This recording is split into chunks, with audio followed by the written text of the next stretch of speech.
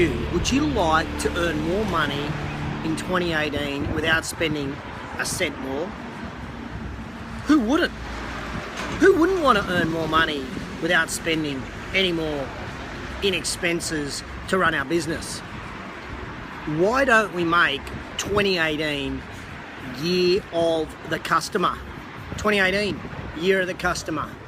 Welcome to JTInTheRaw, show 75.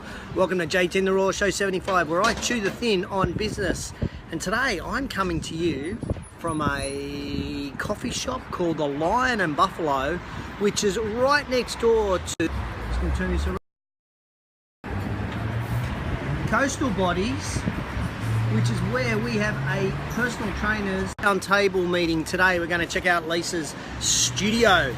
So it's a quick show today because I've got to get to work with a bunch of personal trainers. But if this is your first show on JTInTheRaw, it's where I chew the thin just on a business. Sean Lestrange just in there. Good morning, Sean. Hello, Matthew. Hello, David. They're all having breakfast in there. We had a workout this morning down at Coogee Beach. Some kettlebell throws, some burpees, some runs, and swim. What a way to start the day. How did you start the day today? How do you start the day most days? Sean, interestingly enough, this morning was down where we were working out. He got there at like 4 o'clock in the morning and he was meditating. What a great way to start the day. Superb way to start the day.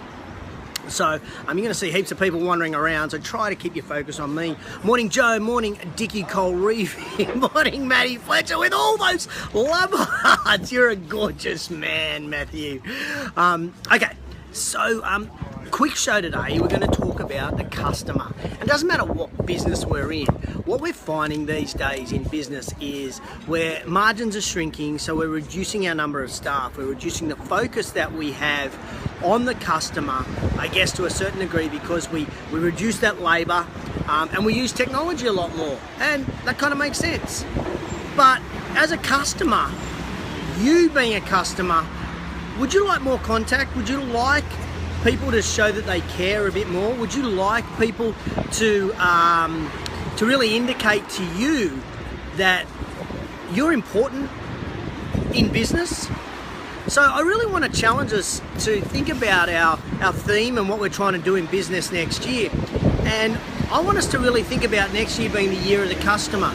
So the simple formula for me goes something like this. Big bus going past, 2 buses. Simple formula for me goes like this. If we look after our customer better, then our customer stays and our customer tells friends. So that's got to be good on our marketing budget, surely. If a customer stays, we haven't got to replace them. And if they're getting results from our product, whatever we're selling, then they also tell their friends. It's logical. But what do? We focus a lot on trying to get new customers. In fact, my news feed this week was inundated with consultants in the fitness industry who are saying how they can help you get more customers. One person said that they had got 19,000 customers over 7 years. 19,000. Well, why do you need 19,000 customers over 7 years if the end result is that they're leaving? That doesn't make any sense to me. So I really want us to flip this. Instead of focusing on how to get more customers, why don't we just focus on keeping the customers we've got? It's cheaper, and in theory, it could be easier. Morning Jace, morning Chantal, how are you? So let's start with a couple of real basics. I've got 1, 2, 3 simple things that I want you to think about in 2018, year of the customer. The first one is, I want you to think about killing all the stupid rules that you have in your business. Killing all the stupid rules that you have in your business. Most of the rules, most of the policies that we have in business are set up simply for us to run our business. So for example, most health clubs, not all of them, would have a cancellation period, I guess, of 30 days. Maybe even 15 days or 14 days. From what I know of the banking system, if I wanted to cancel my direct debits, I should be able to do it immediately and no more debits go through. So why do we have that rule? To me, that is a stupid rule. That's not a customer-friendly rule. And there's a great example of Commerce Bank in America. And what they did is they empowered their tellers, because the tellers were on the front line with the customer. And they empowered their staff to come up with ways to kill the stupid rule. And if they were able to kill a rule that really pissed off their customer, then they got a bonus of $100 cash. So why don't we look at that in our business? Why don't we talk to our receptionists or our managers that are on the front line and say, hey guys, if you can work out rules and policies that we have in our business, how can we keep the customer happier by getting rid of ridiculous rules, ridiculous policies? Let's focus more on the customer. So that's your first suggestion for 2018.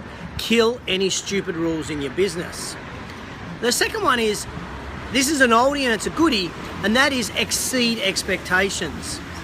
Now here's where I think is really important, is before we start to exceed expectations, we need to set the expectations. So in the onboarding of a new customer, regardless of whatever business we're in, we need to ensure that the customer knows what to expect up front.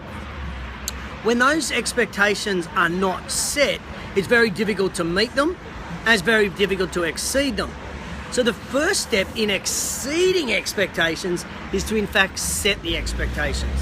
So that's the first thing I want us to do, is in our communication with a new member, a new customer, or a new client, whatever business we're in, we need to communicate with them either through phone call or documents or emails, conversations, is what they can expect as a new customer.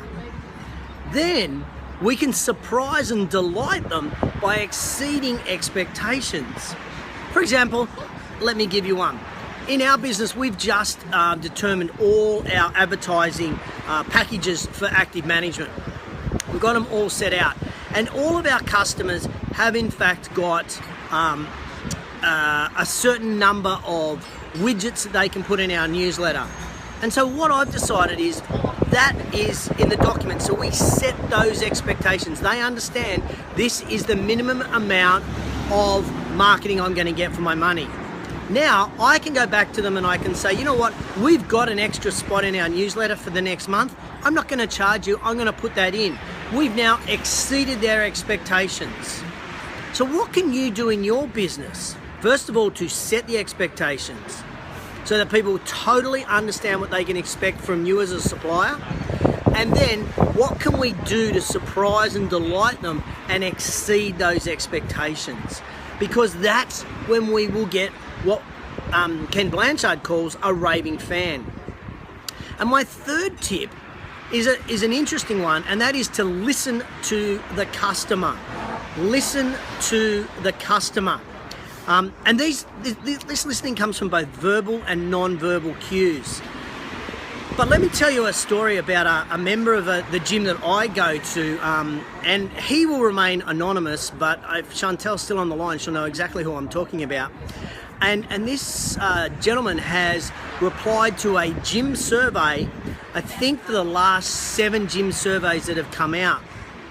And he continually gives feedback and has never received an email, never received a phone call, never received any response from any of those surveys. And in his last survey, I think I'm right in saying, he said something like, I don't even know why I'm filling this out, because you really don't give a shit anyway. And still, no response to that survey. So I think it's really important that if we're going to ask members, if we're going to ask customers or clients for feedback on our service level and what we're doing and how we can do it better, we've got to listen to them. We've got to act. There's no point asking for feedback if we're not going to do anything with it. So it's in the olden days, we used to have suggestion boxes in gyms, and people would write suggestions, they put it in the box and we do nothing with it. And so all of a sudden, customer service people got up and spoke at conferences and said, okay, so when people fill out that form, stick it on a notice board with a response. Well, now we have a virtual response. We've got Facebook. So when feedback comes in, we can be putting positive and negative feedback on our Facebook pages so that we can therefore sit down with them and go, look, here's the response that we got. We can go through all of this and explain to people how this benefits them in their club because we're listening to them. and how we can make the club better. So if you are asking for feedback, we need to respond to that feedback. But the most important thing is, I believe, if 2018 is going to be the year of the customer, then what we need to do is we need to truly listen to them. We need to read between the lines. We need to see what they're truly saying about our business, because that will give us a really powerful insight into what they think and what they're feeling about our business. Now, why would we do all of these three things? Now, you're probably thinking there's got to be some rocket science behind this. There is no rocket science. If we look after our customer, the customer stays. The customer tells their friends. And when we get referrals, that means we now have to spend less money on marketing. And when we spend less money on marketing, that means there's more money in the bank account for us. There's more profit for us at the end of the day. There goes the bus. So it's not rocket science. It's really quite a simple formula. So what are you going to do? I'd love to know. I'd love to put in the comments below. What would you do in 2018, year of the customer, to have greater focus on that customer so that they feel loved, so that they feel wanted, so that they feel cared for, and they feel needed and desired by you? What could you do? Let's start something in the comments below. Let's share all the insights that we can do. I just gave you 3. Kill stupid rules. I said set expectations and then exceed them, and listen to them. Listen to their verbal cues and also their non-verbal cues. What are your thoughts? G'day JB Hayes. G'day JP Richard. Hi Sam. Hi Margie. Welcome everybody to the show. So that's it. That's my thought for 2018. I want to have a greater focus on the customer, because I believe we can do that more easily with zero cost to the business, and it can add greater profit to us at the bottom line. It just simply adds more money in our pocket at the end of the day, because we are truly looking after the people who come to us. I said it was a quick show today. That's it. It's a quick show. So if you think anyone on your team could benefit from thinking about the customer 2018, maybe that's your theme for the business, then please tag them in the comments below. I'd be really grateful if you share the show. As always, I really appreciate that. Morning, Susan, my great sharer. Morning, T. How are you across there in New Zealand? So before we finish up, next week is show 76. It will be the last show for 2018. Tune in. I've got a big surprise for you next week. So tune in next week, same time as always, 8 o'clock on a Friday. No matter where you are in the world, it's great having you on board. I love having you tuning into JTInTheRaw. So big announcement coming up next week. Oh, okay, what's Jamie said? Don't give them the expectation that they need to work out more than twice a week to get results to justify their membership. Hey, great suggestion for club owners. That is fantastic. Okay, quote of the week. Here it is.